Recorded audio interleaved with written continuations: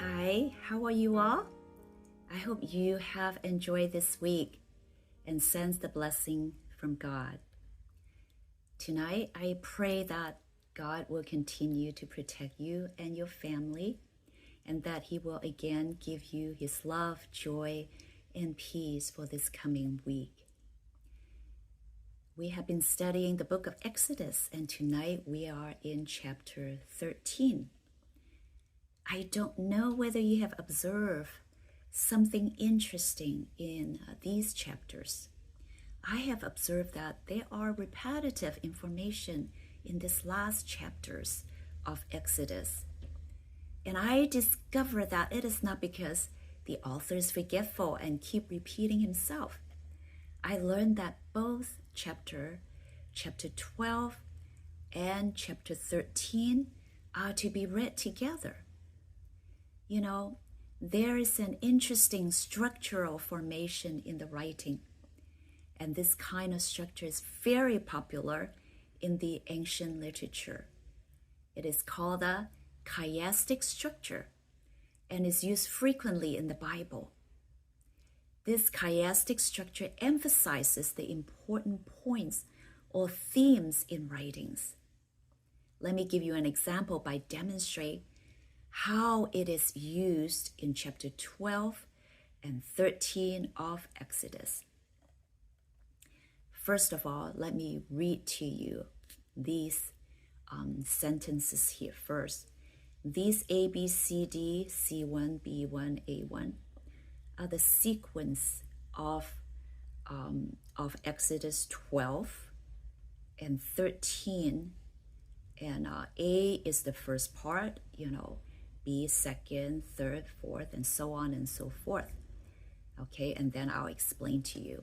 So the first part of this body information is A. It is about God's first instruction to Moses about the Passover to protect the firstborn, recorded in Exodus chapter 12, verses 1 to 13. Second part is about first instruction to Moses about the feast of unleavened bread, and is recorded in Exodus chapter 12, 14 to 20. Just to remind you that Passover and the feast of unleavened bread is the same. Okay, the third part, first instruction to the people about Passover to protect the firstborn, Exodus chapter 12, verse 21 to 27. The fourth part, it is the first historical event of Passover, and then the Exodus, and recorded in Exodus chapter 12, verses 28 to 42. And the fifth part is the perpetual Passover ordinance, and the instruction was given to Moses, recorded in Exodus chapter 12, 43 to 51. And the sixth part of this body of information is about perpetual feast of unleavened bread ordinances. The instruction was given to Moses, Exodus chapter 13, verses 3 to 10. And the seventh part, the final part, is about perpetual firstborn ordinance to the people, and is recorded in Exodus chapter 13, verses 11 to 16. So, are you able to see the pattern? The beginning of this body of information is A, and the end of this body of information, A1. They are instructions about Passover, the protection of the firstborn. And then the second part, which is B, and also the next to the last section, B1, are instruction about the feast of the unleavened bread. And if you look at the verses closely, A1 and B1, besides including what is written in A and B, they have additional details to the instruction. And C, the third part, is an instruction to the people, not God to Moses. It's from Moses to the people about the Passover. And then C1, besides the information given in C, it has additional details about the ordinances. Again, go look at the verses, okay? And D only has one D. It does not have D1 because it describes the actual historical event of Passover and the Exodus, and it is the focal point, the main theme of this body of information. So all the things around it is A1, B, B1, C, C1, which are instruction from God to Moses and Moses to the people. And so they kind of gather around the focal point, which is D, the main theme of this body of information, which is the actual historical event of Passover and the Exodus. I hope you understand what I'm trying to explain, what I'm trying to illustrate. Okay, now let's go to verse 1. The Lord said to Moses, "Consecrate to me every firstborn male. The first offspring of every womb among the Israelites belongs to me, whether human or animal." These two verses seems to be out of sync with the following verses. Why Moses insert these two verses here? Well, when sentences like these break the trend of thought in the body information, I learned that it is trying to emphasize something. Here, the emphasis is on the Passover, and that the Passover is about redeeming the firstborn. God redeeming the firstborn of the Israelites. And in redeeming the firstborn, God wanted every firstborn to be dedicated to him. And more detail of this is going to come in verse 11. Now, let's read verse 3. Then Moses said to the people, "Commemorate this day, the day you came out of Egypt, out of the land of slavery, because the Lord brought you out of it with a mighty hand. Eat nothing containing yeast. Today in the month of Abib, you are leaving. When the Lord brings you into the land of Canaanites, Hittites, Amorites, Hivites, and Jebusites, the land he swore to your ancestor to give you, a land flowing with milk and honey, you are to observe this ceremony in this month. For 7 days, eat bread made without yeast, and on the 7th day, hold a festival to the Lord. Eat unleavened bread during these 7 days. Nothing with yeast in it is to be seen among you, nor shall any yeast be seen anywhere within your borders. On that day, tell your son, I do this because of what the Lord did for me when I came out of Egypt. This observance will be for you like a sign on your hand and a reminder on your forehead, and that this law of the Lord is to be on your lips. For the Lord brought you out of Egypt with his mighty hand. You must keep this ordinance at the appointed time, year after year." Here, it seems like Moses is again instructing the people about how to keep the feast of unleavened bread or Passover and when to commemorate it. However, if you look closely, Moses was centering the people's attention on the present, past, and future. Moses said, "Today you are leaving," meaning the present. And then he pointed them toward the future, to the hope that soon they will be living in the promised land, to the land that is flowing with milk and honey that was promised by God to their ancestor, which is in the past. Repeatedly, they were reminded to keep the Passover year after year on the 14th day in the month of Abib, which was mentioned previously. So what does this passage tell us? It tells us that God wants his people to make note of ourselves today, which is the present time, and then look back at the past where we came from to see how much God has blessed us, provided and protected us, and then Look forward to where he promised he'll bring us, which is the eternal promised land.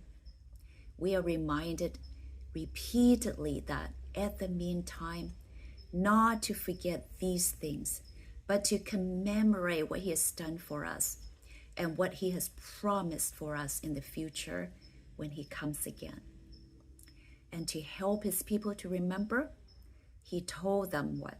To put a sign on your hand and a reminder on your forehead. What does this mean? Well, for the Orthodox Jews, they have been taking this instruction literally by putting small leather boxes with long straps with the commandments binding to the left arms and foreheads. But for us, it means to remember in our mind, which is the forehead, of what he has done, and we are to do, which is our hands, accordingly in obedience to his commands. Now, verse 11. After the Lord brings you into the land of Canaanites and gives it to you, as he promised an oath to your ancestors, you are to give over to the Lord the first offspring of every womb. All the firstborn males of your livestock belong to the Lord. Redeem with the lamb every firstborn donkey. But if you do not redeem it, break its neck. Redeem every firstborn among your sons. In days to come, when your son asks you, "What does this mean?" say to him, "With a mighty hand the Lord brought us out of Egypt, out of the land of slavery. When Pharaoh stubbornly refused to let us go, the Lord killed the firstborn of both people and animals in Egypt. This is why I sacrifice to the Lord the first male offspring of every womb and redeem each of my firstborn sons. And it will be like a sign on your hand and a symbol on your forehead that the Lord brought us out of Egypt with his mighty hand." This is a continuation of verses 1 and 2. So all the Israelites' firstborn, animals and men, were to be allocated for God.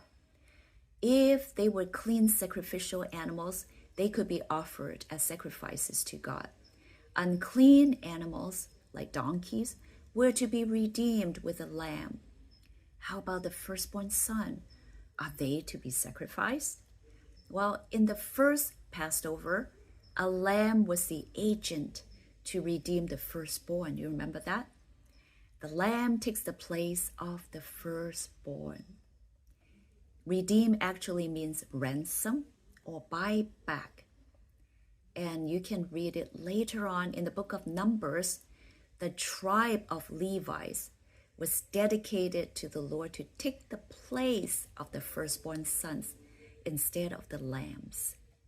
And this ritual mentioned here again is to commemorate their saving experience in Egypt at the Passover, when their firstborn sons were spared by God.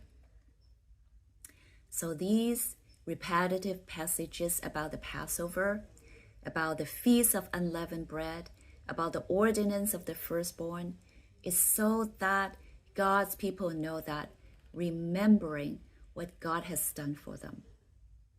So why should we remember what God has done for us? There are a few reasons that I have discovered. Number one, give us a gratitude attitude. Reflecting God's blessing and intervention fosters a sense of gratitude in our hearts, helping us appreciate the good things in our life. And remembering what he has done also foster faith. So remembering past instances of God's faithful strengthen our faith in his ability to continue working in our lives and to provide for our needs. And it gives us encouragement. So during difficult times, remembering how God has helped us in the past can provide encouragement and hope for the future.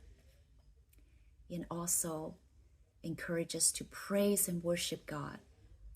Recalling God's deeds inspires us to praise and worship him, acknowledging his greatness and power. And it's also a testimony to others. Sharing stories of God's faithfulness with others can serve as a testimony to his goodness and inspire faith in those who hear them. Overall, remembering what God has done for us helps us grow spiritually, deepens our relationship with him, and share his love with others. Now, verse 17. When Pharaoh let the people go, God did not lead them on the road through the Philistine country, though that was shorter. For God said, if they face war, they might change their minds and return to Egypt. So God led the people around the desert road toward the Red Sea. The Israelites went up out of Egypt ready for battle. Moses took the bones of Joseph with him because Joseph had made the Israelites swear an oath. He had said, God will surely come to your aid, and then you must carry my bones up with you from this place. After leaving Succoth, they camped at Etham on the edge of the desert. By day the Lord went ahead of them in a pillar of cloud to guide them on the way, and by night in a pillar of fire to give them light, so that they could travel by day or night. Neither the pillar of cloud by day nor the pillar of fire by night left its place in front of the people. These verses tells us that the Israelites were to avoid the area where the Philistine lived. The Lord did not want the Israelites to be discouraged by the Egyptian garrison, which is the military post that lined the shortest route to Canaan.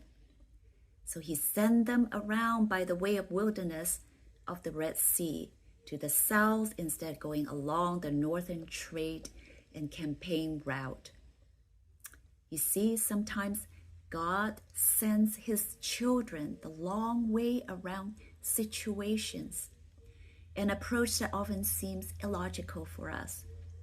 But God's ultimate goal is to build up his people's faith through their experience of his mighty works. The Israelites went up from Egypt in organized military formation. The original Hebrew verb went up in verse 18 derives from number 5. So this text could be translated, and the sons of Israel went up in groups of 5s. That is, the people were divided into groups and divisions. The Bible doesn't really indicate the size of the division or how they were organized. But it is important to remember that Moses, who was a prince of Egypt, you remember that? And he was military trained and probably would know how to organize a large group in military formation.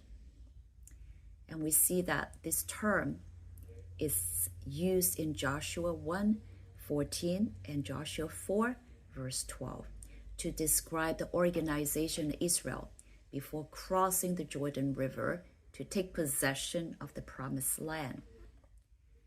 Well, the passage didn't say anything about being armed with weapons. It says they were ready for battle. Probably means that they have a defensive strategy by dividing the company in divisions in case of attack. The passage also tells us that they took the bones of Joseph with them, in which was an oath the brothers of Joseph made to him before he died. From this, we know that God's people keeps their oath. They kept the oath for hundreds of years after the oath was made. So how long is 430 years? We won't appreciate unless we have a comparison, right? So if we subtract 430 with 2024, which is this year, would be 1594.